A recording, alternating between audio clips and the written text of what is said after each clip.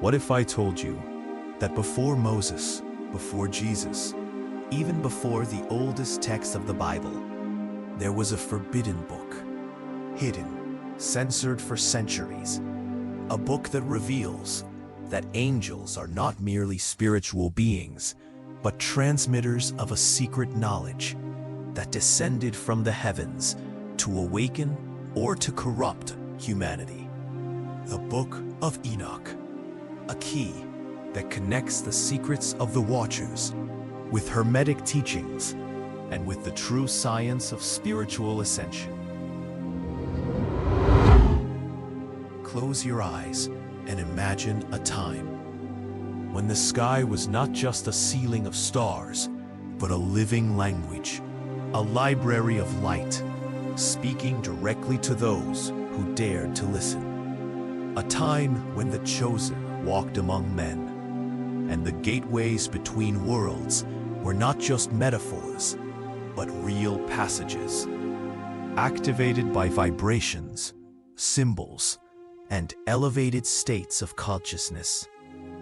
In that time, there was a man, silent to the eyes of the world, but thunderous to the ears of the spirit.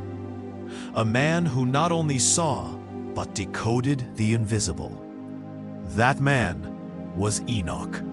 And unlike kings and priests, Enoch did not seek power. He sought alignment, harmony with the hidden pulse of creation. And it was precisely because of this that the heavens called him. According to the oldest texts, he was taken, lifted through dimensions, crossing the seven heavens, guided by flaming angels, keepers of the forgotten secrets of the universe. There, he saw the thrones, living forces sustaining the cosmic laws. He saw the legions, consciousnesses in the form of light, vibrating divine orders. He saw the cycles, the great rhythms of creation, dancing in eternal patterns. And he saw the gears, the hidden machinery behind reality, where time, space, light, and shadow intertwine like the score of a sacred symphony. But the most astonishing thing was not what he understood, because Enoch did not gaze in awe like a spiritual tourist. He read the code, translating what was symbolic into practical understanding. He realized that the heavens are a mirror of our inner world, that the stars, the angels, the elements are only expressions of the same universal mind, and that the true temple is not built of stone, but found at the center of awakened consciousness.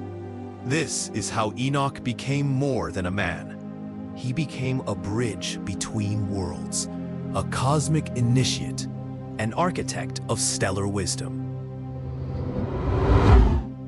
Now, take a deep breath and imagine that heaven for a moment leaned over the earth, that the boundaries between visible and invisible dissolved, and celestial intelligences touched the soil of the human world, bringing not only light, but a fire that burns and illuminates at the same time. This was what the ancients called the fall of the angels. But was it truly a fall? Or could it have been a secret mission? A calculated interference? A transmission of sacred codes that would forever change the destiny of humanity? These beings, the Watchers, did not come to impose dogmas. They came to share keys. They taught men to observe the sky as a living map, to work with herbs as extensions of will, to fuse metals as one fuses destiny with intention, and to invoke forces that until then lay dormant. It was not witchcraft.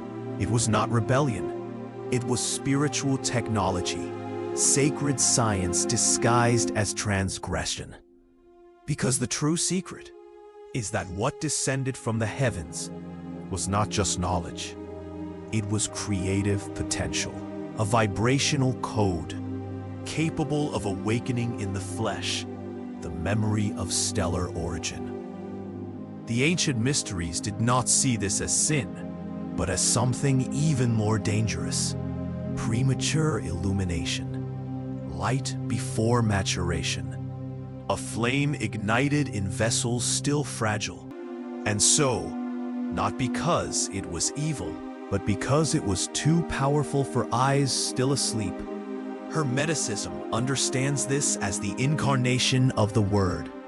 Not a word spoken, but lived, transformed into action, art, alchemy, and therefore misinterpreted as heresy.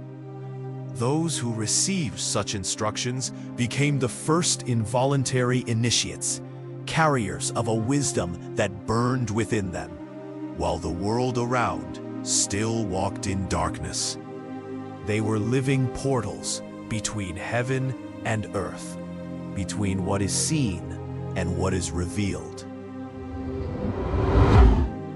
They were the Grigori, the Watchers, called to observe but unable to resist the urge to intervene.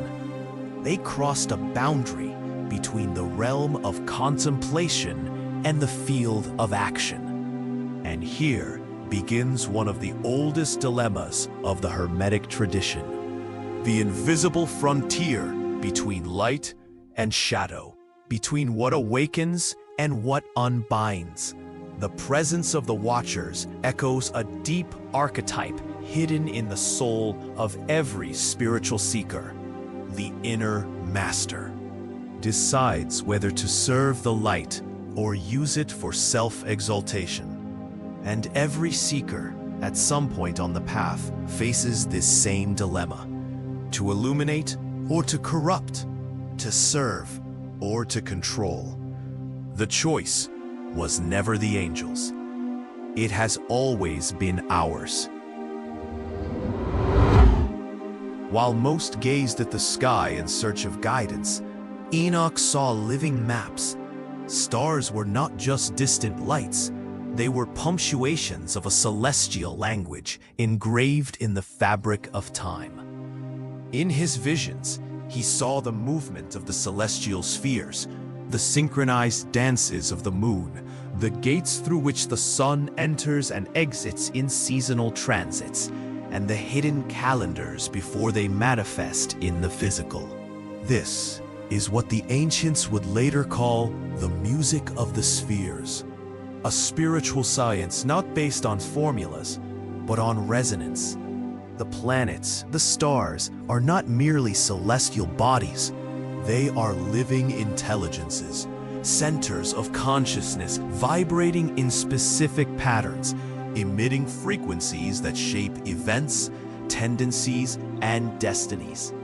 The heavens are a symphony that never ceases, and those who know how to listen no longer need to ask for directions, because each star is a divine chord, each alignment a note in the score of creation, and at the center of it all is the mind that dreams the universe and projects its symbols in the form of light. What Enoch saw was not just sacred astronomy. He accessed the original language of spirit, where each star is a living ideogram, and each eclipse a symbolic portal. For Enoch, the heavens were an open book of revelations, each orbit a sentence, each conjunction a decree. And this code still pulses for those who have eyes to see and ears to hear the music vibrating behind the silence. So the question remains, what will you do with this knowledge? Will you look at the sky as if you see only points of light?